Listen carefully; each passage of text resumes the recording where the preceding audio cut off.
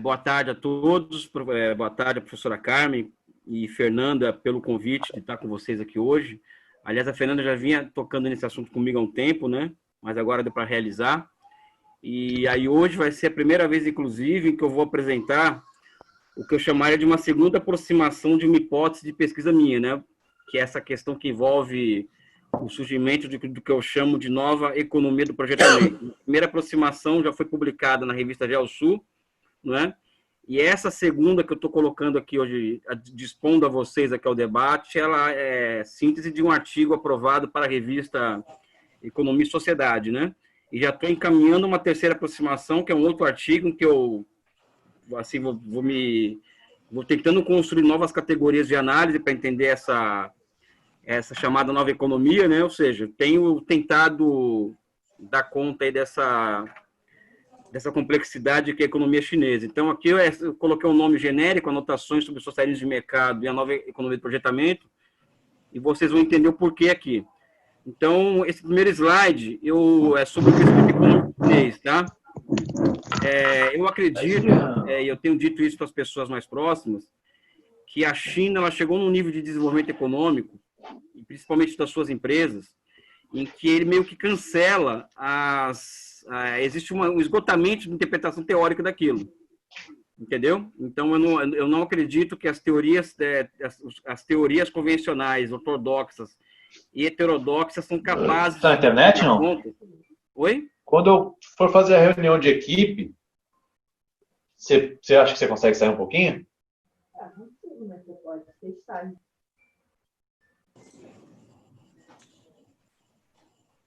Oi, vou continuar aqui, viu? Pode?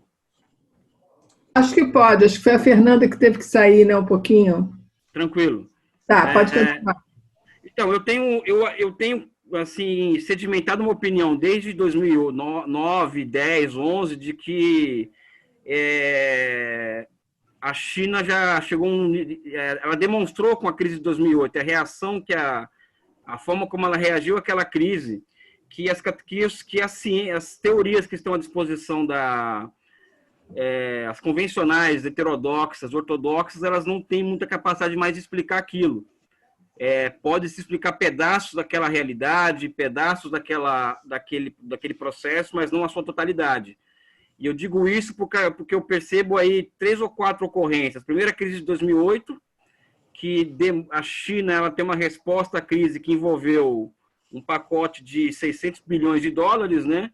E a execução imediata de milhares de projetos tocados por 98 conglomerados empresariais estatais chineses e também por um sistema financeiro público, né? Então, eu acho que essa é uma ocorrência nada trivial na história dos sistemas econômicos em geral, seja capitalismo, seja socialismo. Eu também tenho percebido que existe um contínuo progresso técnico nesses grandes conglomerados empresariais estatais, que tem sido elemento fundamental para a elevação da capacidade de planejamento econômico na China em patamares cada vez maiores, né? Ou seja, a China tem uma capacidade muito grande de planejar aquela economia e também intervir muito rapidamente na sua realidade. Então, por exemplo, as teorias de princípio da demanda efetiva, para mim, por exemplo, não explicam isso, tá? Só para dar um exemplo aqui, não é nenhuma provocação, né? Assim como também o marxismo aí que se utiliza muito por aí na universidade também não explica, né? Então não estou fazendo nenhum jogo entre um campo de pensamento e outro. Eu acho que, no geral, existe um esgotamento da capacidade de interpretação.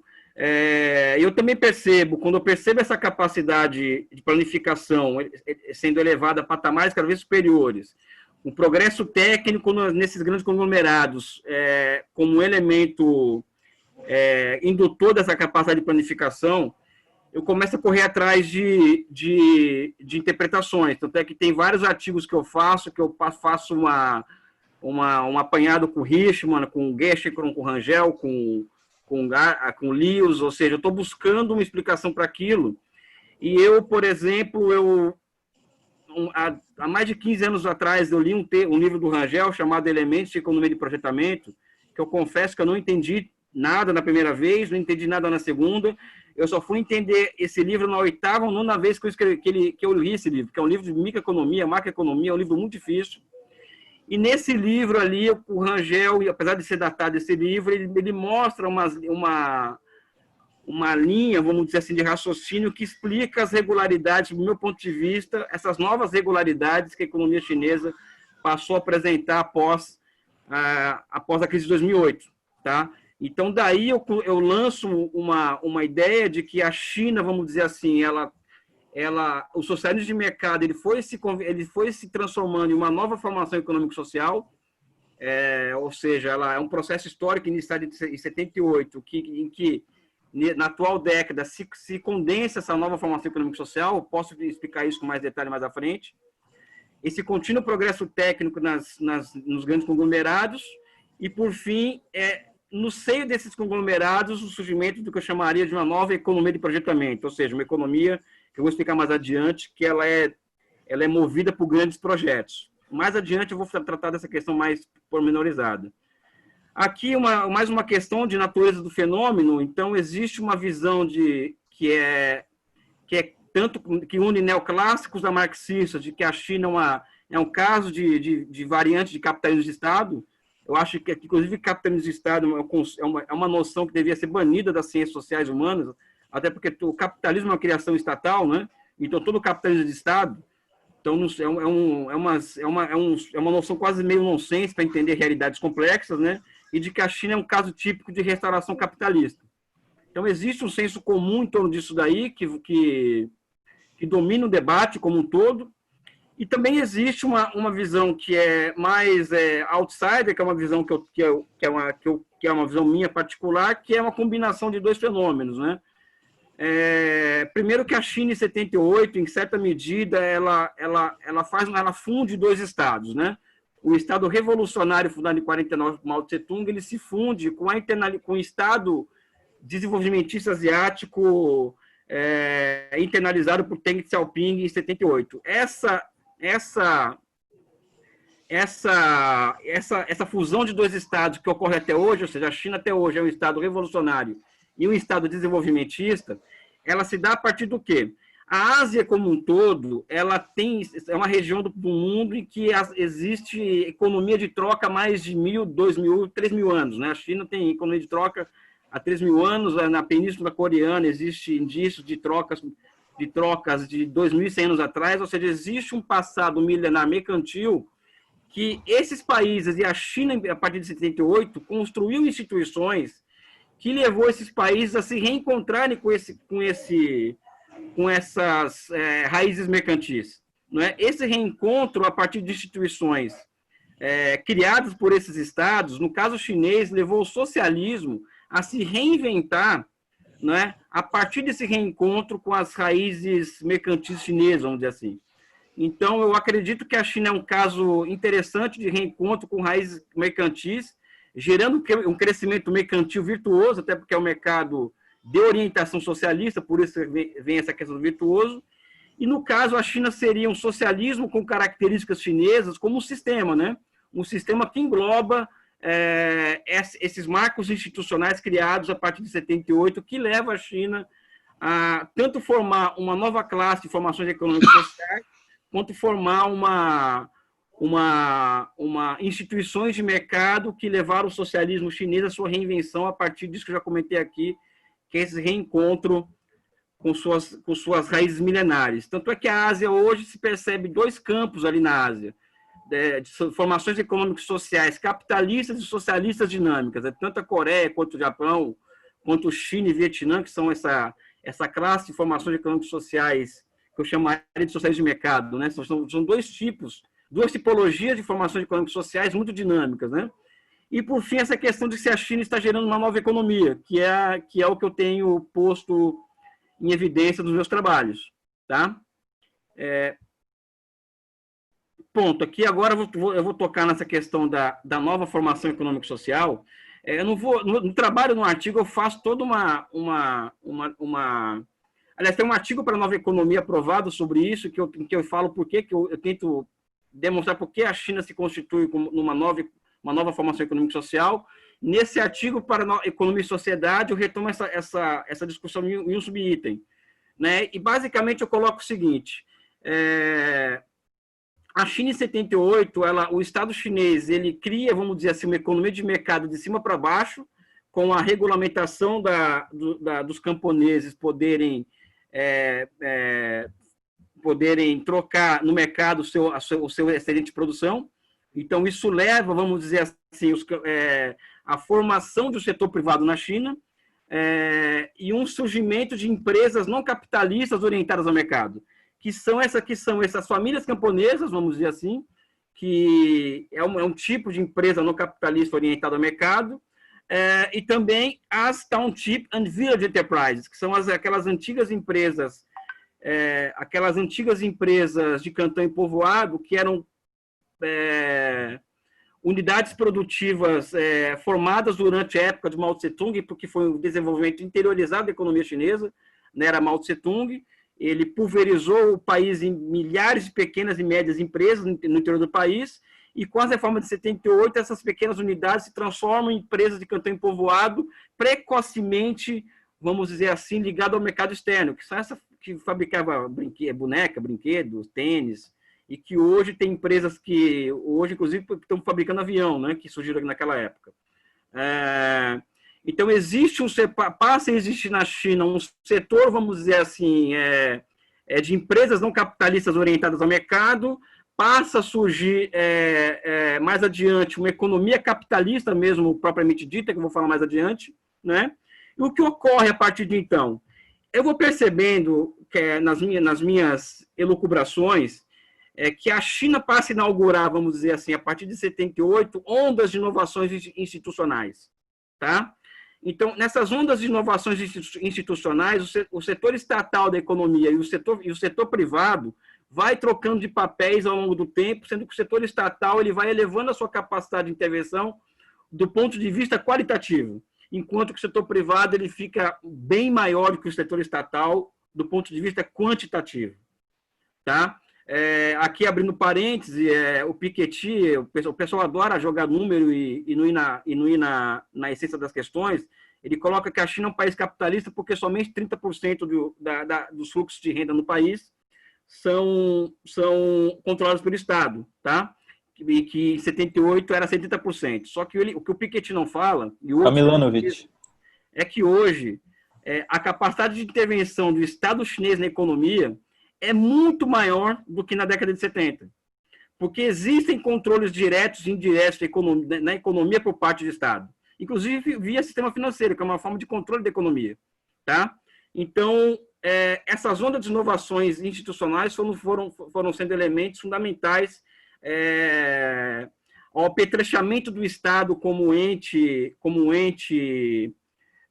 núcleo do processo de desenvolvimento ao lado do setor privado. E o que acontece? Em 94, tem uma onda imensa de inovações institucionais que levam ao quê? Primeiro, fechamento da conta de capitais, maxi desvalorização da taxa de câmbio, formação de 4 grandes bancos de desenvolvimento de longo prazo, ou seja, forma-se o que eu chamaria de economia monetária keynesiana, né? E na década de 90 ocorre um outro fenômeno que eu chamo, por exemplo, que coloco nessas ondas de inovações institucionais, que é a transformação daquelas antigas empresas estatais não orientadas ao mercado, tipo soviético, em empresas orientadas ao mercado. Tá? Então, essas empresas passam por um processo de corporatização. Em princípio, milhares delas foram privatizadas, ou seja, surge um grande setor capitalista a partir da privatização de uma grande parte dessas empresas. Uma outra parte, ela faliu, foi levada à falência, e outra parte se juntou em ondas sucessivas de fusões e aquisições em 197 grandes empresas estatais. Grandes conglomerados, porque um conglomerado tem várias empresas na sua base, né? Atualmente, o número dessas empresas caíram e são 97 empresas no núcleo duro da economia chinesa. São como 97 empresas do porte da Petrobras tocando os interesses do Estado e elevando a capacidade do Estado de intervir na realidade. Ao lado disso, um sistema financeiro que foi ficando cada vez mais complexo, profundo e capilarizado. A China hoje acho que tem mais de 30 bancos de desenvolvimento. Além do Big Four, tem os bancos provinciais, os bancos municipais. E um terceiro elemento que eu trago aqui, que é a formação em 2003 da SASAC. A SASAC é uma SASC, ela é uma institucionalidade que o Conselho de Estado cria para gerir os interesses do Estado nesses grandes conglomerados empresariais estatais. Então, a SASAC acaba sendo um instrumento institucional que eu chamaria de manager do socialismo de mercado. Ele não se assemelha ao MIT japonês, nem ao Conselho, ao Departamento de Planejamento Econômico da Coreia do Sul, mas é a instituição-chave do processo dessa dinâmica de acumulação chinesa. É a SASAC também, a Comissão Nacional de Reforma e Desenvolvimento, que trata mais de questões macroeconômicas, né? Mas eu chamo a SASAC de manager do socialismo de mercado porque ela opera as grandes empresas estatais. Essa nova formação econômico-social seria o quê?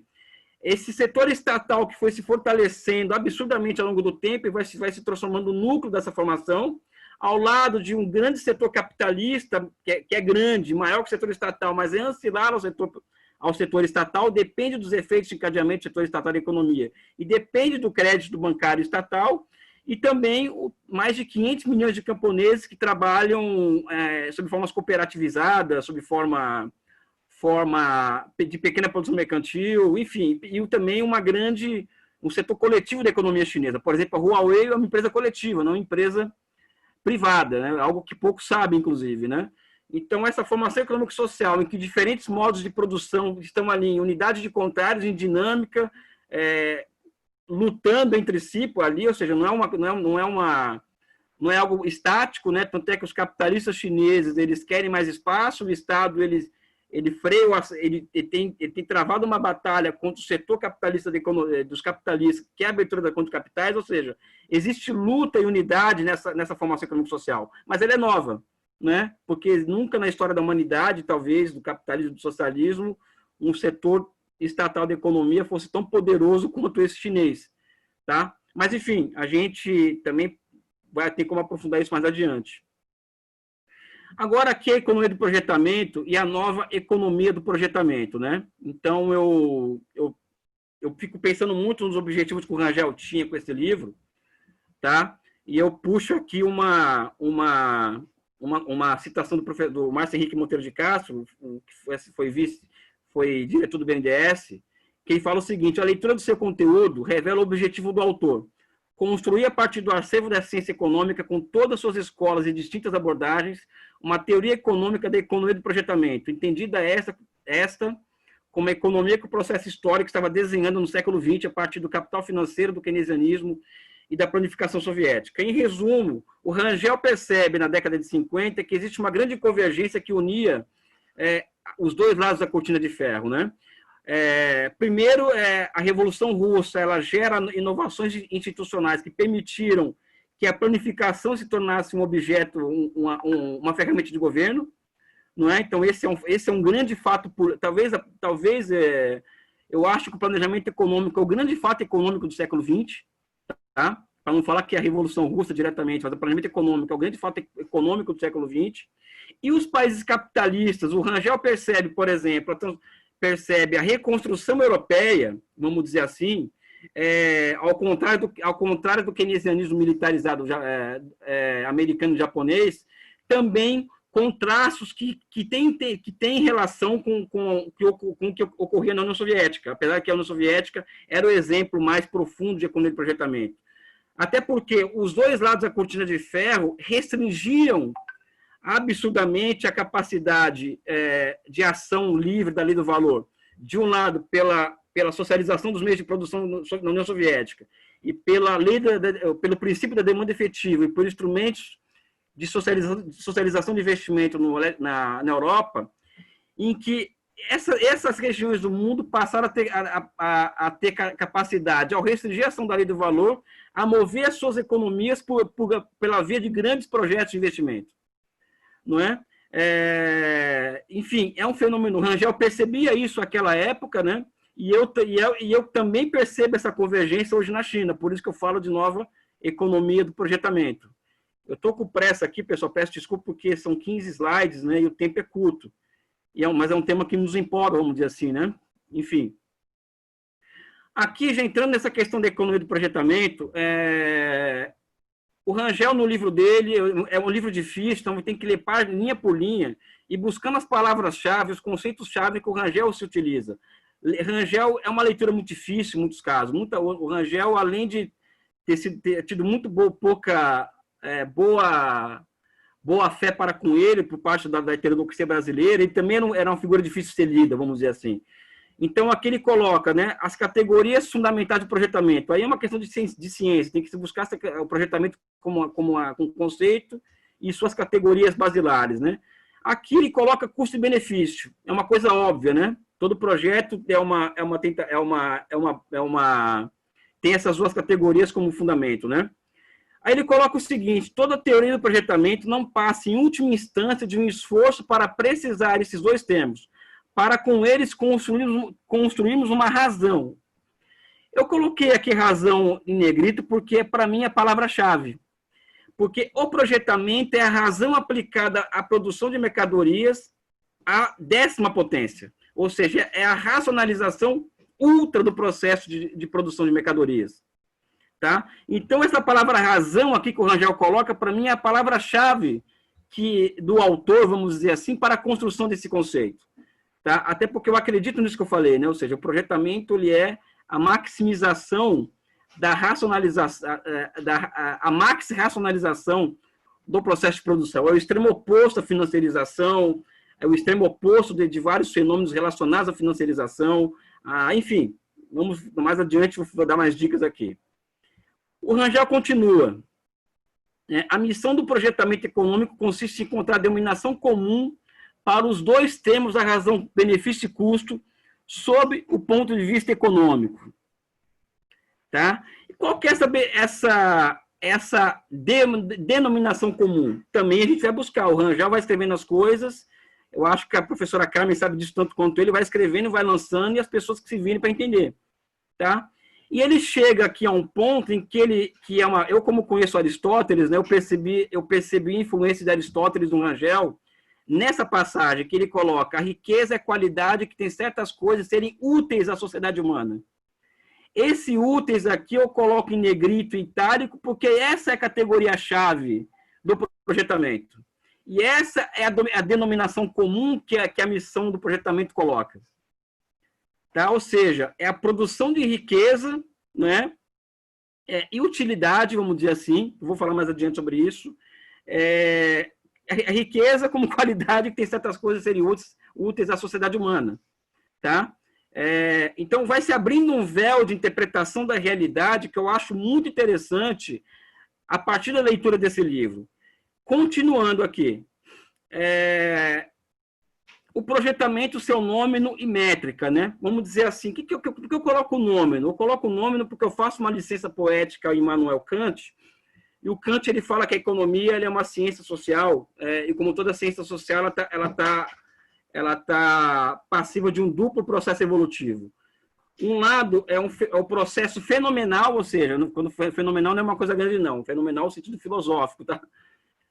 Fenomenal, que é uma visão, vamos dizer assim, que eu acredito que a economia vulgar, a economia neoclássica, ela é uma expressão muito disso, né?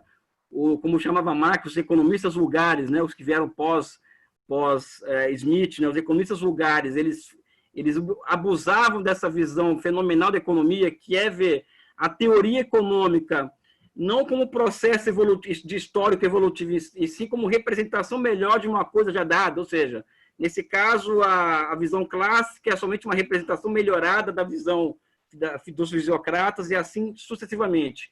Enquanto que o processo nominal é algo que é relacionado ao histórico, ou seja, cada modo de produção ou cada estágio de modo de produção cria as suas teorias correspondentes. As teorias nada mais são do que representações de uma realidade que está em constante evolução. Então, se muda a face econômica, também deve se mudar todo o ferramental, conceitual e categorial para se entender esse fenômeno. É o que eu estou vendo na China, está mudando a face econômica chinesa, e logo tem que se mudar, vamos dizer assim, os instrumentos de análise pelas quais nós devemos analisar aquela realidade. Tá? Então, é um pouco isso, né? Que eu vejo, eu trago de Rangel e trago de Kant também. E a métrica, né? A métrica eu vou falar mais adiante. Pois bem, Rangel trabalha com a noção de que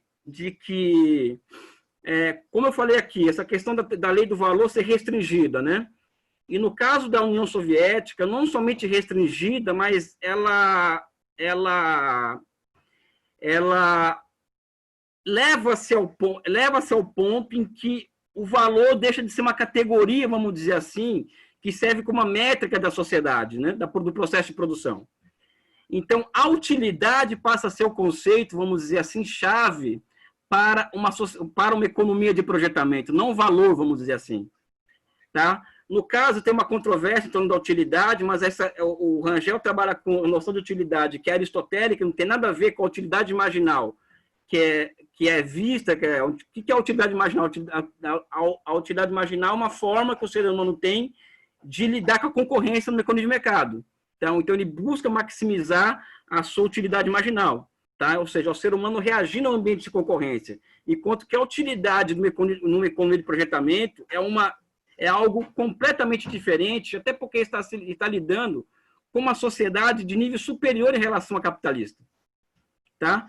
Então, um outro ponto aqui, o processo de maxi-racionalização do processo de produção, como eu falei aqui, mais os convites à mudança, que é o quê? Ou seja, os efeitos globais específicos de cada projeto na economia, ela inseta convites à mudança. Tá? E esse convite à mudança, como ele é feito de forma racional, tá? Ele se dá a partir do quê? A partir de inovações tecnológicas. Mas vem uma questão aqui que é a seguinte: a visão rangeliana de processo de desenvolvimento, que é uma visão que é uma visão baseada em Hegel e Marx, que trata o processo de desenvolvimento como um salto de um ponto de desequilíbrio para outro ponto de desequilíbrio, né? Então, é uma visão oposta de Rostov, por exemplo, que é a visão das etapas, a visão da CEPAL mesmo, do grande projeto que tira uma economia de um ponto de equilíbrio para outro ponto de equilíbrio. O grande debate do Rangel com a CEPAL foi nesse sentido, inclusive. Mas como na cabeça do Rangel, o economista de projeto, ele é uma figura que tem uma noção muito clara, vamos dizer assim, do processo de produção, ele sabe onde está e onde não está os pontos de equilíbrio, os pontos de desequilíbrio da economia. É um ser humano formado para entender qual que é o próximo ponto de estrangulamento e assim sucessivamente.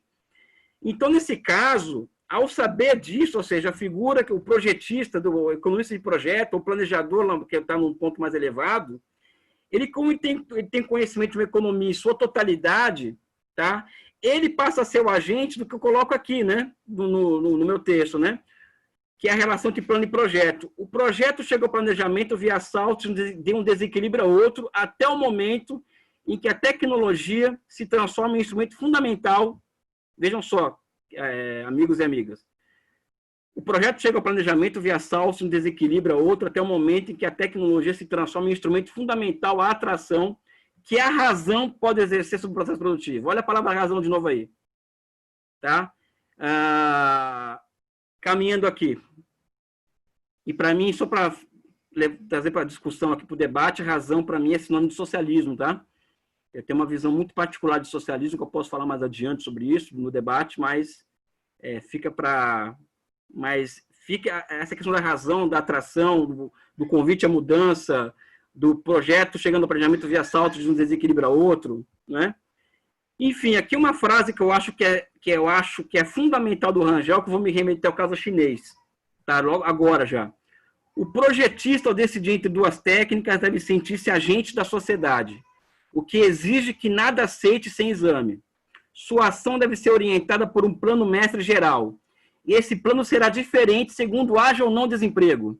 Coloquei aqui em negrito, porque para Rangel o desemprego era uma circunstância do capitalismo. A ele deve submeter toda a sua ação, como tático de desenvolvimento que é. Se há desemprego, deve trabalhar para induzir emprego pleno. Alcançado esse, é buscar a gradual retirada do trabalho dentre os fatores de produção. aqui eu vou falar uma história eu tenho, os meus melhores amigos na China são economistas de projeto, né? Então são eles as minhas principais fontes de informação sobre essa teoria, esse conceito que eu estou tentando retrazer à tona. A China teve uma queda de crescimento econômico de 9% para 6%. Tá? Então, só que ao mesmo tempo a China continua gerando 13 milhões de empregos urbanos ao ano. Ou seja, a queda do crescimento ele não impactou a geração de emprego. Isso significa, isso é expressão de algo que acontece na China, e é empírico mesmo, né? O economista de projeto na China é uma figura cada vez mais prestigiada na sociedade. Tá? E ele, de forma muito coincidente, é exatamente essa figura que o Rangel falou. Ele é um agente da sociedade. Não é qualquer projeto que ele aceita que vem de cima. Né? Porque o governo orienta o projetista, vamos dizer assim, olha que interessante, o governo chinês ele orienta o economista de projeto a executar os projetos em concomitância com os objetivos de pleno emprego na sociedade. Ou seja, isso é um caso interessantíssimo, por exemplo, que a economia chinesa cai, sobe, mas os empregos continuam sendo gerados. Tá? E isso, na minha visão humilde aqui, é uma aplicação da razão à lógica econômica que deixou de existir no mundo há muito tempo. E isso está acontecendo na China hoje. Tá? Mas, continuando aqui, para a gente ter tempo de debate, eu acho isso genial, assim, é uma coisa interessantíssima, né? Aqui, indo para o final, que é a terceira parte, a China e a nova economia do projetamento. Eu só queria fazer um parêntese, eu queria indicar essa leitura do texto desse livro do Rangel para quem tiver afim. Eu acredito que o Rangel, esse livro dele talvez seja a obra universal dele, né? A inflação brasileira tem, apesar de ser fantástica, é datada, a dualidade ainda vale, mas esse livro, assim, sob um ponto de vista particular, projeta o Rangel no final da década de 50, talvez como o maior economista do mundo, né? Esse livro seria Prêmio Nobel de Economia com muita tranquilidade, creio eu, né? Se fosse traduzido para o inglês. Leiam e deem as suas opiniões, até porque eu não sou economista e vocês são, então vocês têm mais condições do que eu para falar sobre certos assuntos. Então, eu trago aqui três marcos de análise fundamentais aqui sobre a nova economia de projetamento. A primeira é a formação do grande conglomerado dos GCE sob o controle da SASAC. Ou seja, existe uma formação econômico-social, o elemento mais avançado é o setor socialista da economia, que é o núcleo da economia, e o núcleo desse setor são essas empresas. Por que eu me prendo à análise disso aqui? Porque existe um método histórico, né, que a gente analisa historicamente os processos, mas também existe o método do tempo presente. E o método do tempo presente é perceber o quê? É perceber a anatomia do macaco a partir da anatomia humana. Então, você percebe uma realidade que é a de mais avançado dentro dela, e esse lado mais avançado é o que ilumina o que vem atrás, ou seja, é o que mostra para o restante que eles vão ser no futuro, né?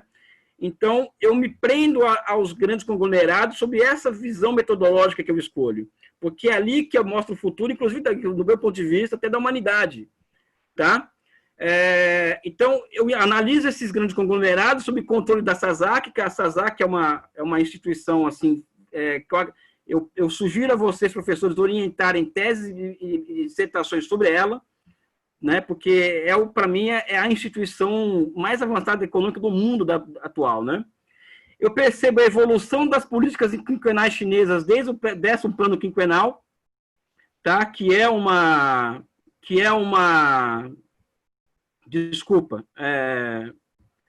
que são planos em que a China busca se desacoplar dos Estados Unidos do ponto de vista tecnológico, aquele crescimento econômico pautado pela complementaridade tecnológica, China, Japão e Estados Unidos, se chegou a um ponto de máximo ali, já não tinha mais possibilidades, ou seja, a única possibilidade para a China era ou virar uma maquila asiática, ou se transformar numa potência tecnológica.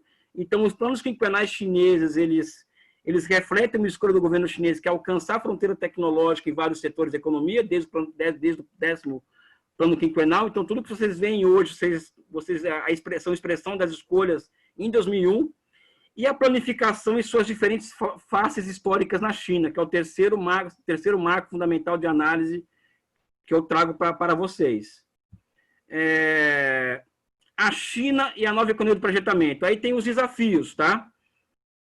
Primeiro desafio, a estagnação secular, essa tendência do capitalismo versus China. Eu tenho cada vez menos tendência a acreditar que existe uma tendência à estagnação secular, né? Não tenho opinião formada sobre isso ainda, porque eu acho que a China impede isso.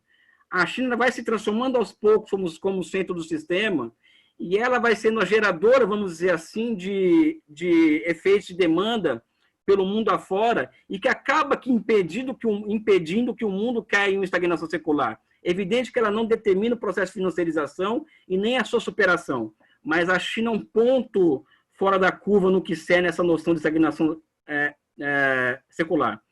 Os novos paradigmas tecnológicos que surgem na China, vamos dizer assim, que é o 5G, o Big Data, a inteligência artificial, que são desafios, né?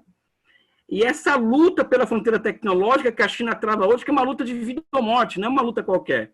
Eu acredito que o socialismo chinês, vamos dizer assim, a sua experiência, quando eu falo socialismo, eu falo como forma histórica, não como forma dogmática, também discutimos isso depois.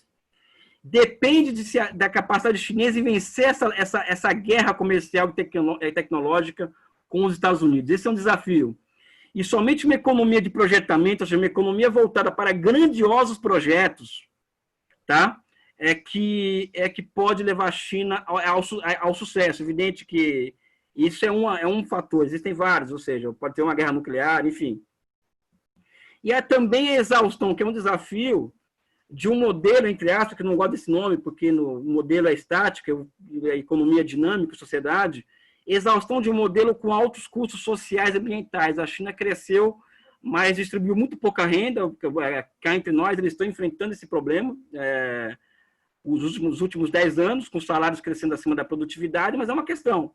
E os custos ambientais todos sabem, né? Então, em certa medida, a nova economia de projetamento, dentro de uma visão de economia que salta de um ponto de desequilíbrio para outro, ele é uma resposta histórica a essas questões. Todos esses desafios, né? O projetamento ele acaba sendo uma resposta histórica a isso. Aqui eu vou falar do processo histórico, né? Já faltam somente 2 slides, tá? Isso, faltam 3 slides só, então 4, quer dizer.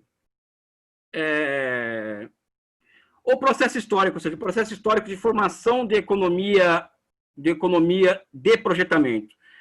Primeiro, isso que eu já coloquei, o processo de corporatização dos grandes conglomerados empresariais estatais as colocaram na linha de frente do progresso técnico na China e na gestão de novas e superiores formas de planificação econômica.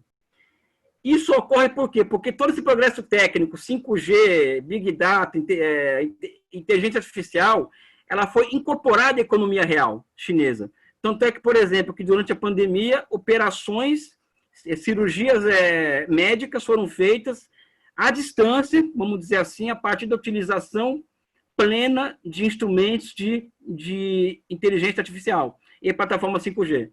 Ou seja, uma consulta médica na China hoje, numa distância de 5.000 quilômetros, pode ser feita a partir desse tipo de instrumento, né? Enfim, isso é só um exemplo. A economia chinesa, atualmente, ela é cada vez mais baseada em grandes projetos, vejam só, a questão da utilidade, grandes projetos voltados à construção de valores de uso. Tá? Então, ainda fala em valor de uso, não fala em utilidade, porque utilidade ainda é um estágio de desenvolvimento, um outro estágio de desenvolvimento que a China ainda não chegou. Mas, basicamente, há grandes valores de uso. Mas eu posso também falar em utilidade, porque a China também ela está prestes a produzir uma vacina e entregar essa vacina para utilização como bem público da humanidade. E isso é um projeto criador de utilidade e de riqueza ao bem comum. Tá? E aqui o ponto teórico que eu quero a ajuda dos keynesianos para me ajudar, fiz besteira aqui, eu acho, que é a seguinte: na China, como as estatais, os grandes cadeias produtivas, elas estão na mão do Estado, as que geram efeito de cadeamento. E o sistema financeiro está na mão do Estado, tá? Na China, está sendo operada a superação da incerteza keynesiana. Ou seja, se me perguntarem para mim qual que é a atual forma histórica do socialismo chinês, eu falo exatamente isso, a superação da incerteza keynesiana. Ou seja, talvez seja o primeiro caso da história dos últimos anos, dos últimos 300 anos, em que uma economia completamente integrada ao mercado internacional consegue superar a incerteza keynesiana. Tanto é que está voltando a crescer normalmente a economia chinesa depois de tudo que aconteceu. E a Alemanha, que é uma economia de projetamento, que eu também acho, está cheia de incerteza, né? Ao contrário da China. E o segundo ponto que eu acho que é a forma histórica que a China traz hoje, do seu socialismo, que é a planificação do processo de destruição criativa. Né? Então, não é qualquer projeto que o projetista aceita. Então, isso permite com que a destruição criativa ela seja utilizada, ao contrário da União Soviética, né? Que não tinha isso. Isso travou aquele projeto. Na China existe, só que ela é planificada. Também é um caso interessante. É mais um ponto para demonstrar que precisamos de novos marcos conceituais. Eu trago um exemplo aqui que o Dick Lo traz no texto dele sobre um novo modelo que surge na China a partir dos anos 2010, em que as estatais passam a ser os veículos de desenvolvimento no rumo da fronteira tecnológica, né? Então, por exemplo, o desenvolvimento das ferrovias da tecnologia de ferrovia de alta velocidade é um caso preeminente. Por exemplo, aí a China começa a importar pacotes de tecnologia da fronteira tecnológica em ferrovias de alta velocidade em 2004, com objetivos de construir trens de alta velocidade de 200 km por hora, não é? Depois 250 até 2009. Os objetivos foram todos alcançados, como está colocado aqui. Em 2010, por exemplo, já se operavam trens de alta velocidade a 350 km por hora. Em 2011, se colocou em teste o maglev, né? Um teste de 500 km por hora. E agora, uma ferrovia ligando Kunming a Chongqing, uma ferrovia que vai alcançar 650 km por hora. Tá aí o exemplo de uma economia voltada à construção de grandes valores de uso e a grandes bens públicos. Tá? Ou seja, isso é um exemplo de projetamento na veia, vamos dizer assim, né? E voltando aqui ao processo histórico, aqui chegando ao final da minha apresentação, em 2017, 1/5 dos carros elétricos do mundo foram vendidos em apenas 6 cidades chinesas. Então, a China, em 2025, projeta-se a venda de 11 milhões de carros elétricos, sendo que deste montante, 19 serão vendidos na China, 14 em toda a Europa e 11 nos Estados Unidos. E no ano de 2040, a previsão é que 40 milhões de veículos elétricos estarão rodando na China. Isso é um grande projeto, que nenhum país capitalista pode levar às últimas consequências, como a China pode levar, justamente porque existe lobby de petróleo, de carvão. Enfim, existem injunções políticas que torna proibitiva para os países capitalistas em geral levar adiante um grande projeto como esse. Então, a China é mais um projeto aqui de um grande valor de uso, é de troca, mas é valor de uso também, tá? E porque vai resolver um grande problema da humanidade, que vai ajudar a resolver, né? Aqui é uma Belt and Road Initiative com mais de 2 mil projetos envolvendo 135 países. Atualmente, a China, entre obras dentro e fora dela, são mais de 5 mil projetos sendo tocados pelas 97 estatais chinesas, 5 mil projetos, com investimentos da ordem, no caso de só o Belt and Road, de 4 a 8 trilhões de dólares. Ou seja, uma outra característica dessa economia de projetamento, além de uma base produtiva imensa, criada após mais de 20 anos de taxa de investimentos de 40% ao ano, também uma imensa soberania monetária. Tá? Também são condições, vamos dizer assim, criadas para que a lei do valor seja, vamos dizer assim, restringida a sua ação, e o nômeno da sociedade, como vou falando Kant, o nômeno da sociedade deixa de ser o mercado, o valor, para ser a utilidade, vamos dizer assim, né? A utilidade nos termos aristotélicos que o Rangel traz, né? E o projeto Made in China 2025, que vai consumir 1,5 trilhão de dólares. Ou seja, são grandes projetos tocados por um Estado E eu acredito que isso aqui demanda, eu falei muito rápido aqui, novos marcos conceituais e teóricos, né? Ao final vai aqui a minha homenagem ao Rangel, que eu coloco como pensador do socialismo científico, né? Que o Castro ele coloca, o Márcio Henrique, que a economia do projetamento, veja bem, é uma antropologia filosófica que pensa o homem em sua afirmação racional, sem fetiches e senhor do seu destino. A crença no... Vejam o exemplo do economista de projeto na China. A crença no progresso e traços prometeicos na relação com a natureza completa uma visão rangeliana que tem raízes no racionalismo clássico. O socialismo não é um fato fortuito, é o dever esperado que está sendo construído historicamente. Eu acredito também nisso. Inclusive, a China é o palco em que essa construção histórica está em andamento. Pessoal, tentei ser o mais breve possível aqui, eu sei que é difícil, mas eu quero agradecer a oportunidade de expor as minhas opiniões e peço a ajuda de vocês aí para levar adiante essa minha agenda, tá? Obrigado, professora Carmen, Fernanda. Agora é com vocês.